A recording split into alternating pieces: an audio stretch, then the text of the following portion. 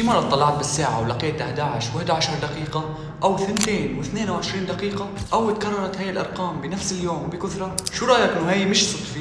هي اتصال الكون مع عقلك الباطن، أو بشكل أوضح الكون الخارجي عم يعطيك علامات لعقلك الداخلي. هي النظرية علمية واسمها نظرية العداد، غالبا ما ترتبط بالقوة الكونية أو الأنماط الطبيعية، كثرت استخدامها للسحر، مثال كتاب شمس المعارف الكبرى المليء بالأرقام. أغلب الناس تجي عينهم على رقم 11.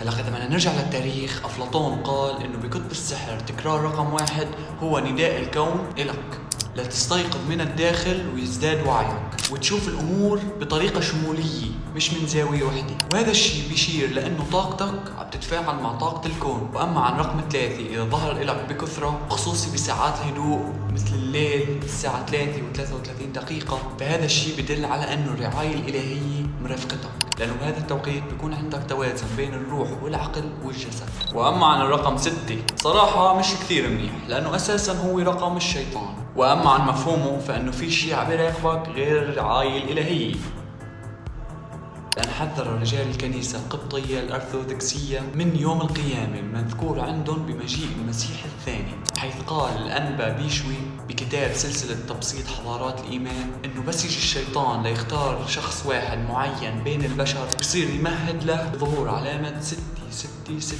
لهيك بتلاقوا عبدة الشيطان بحطوا رقم 666 كعلامة من علامات عبادتهم.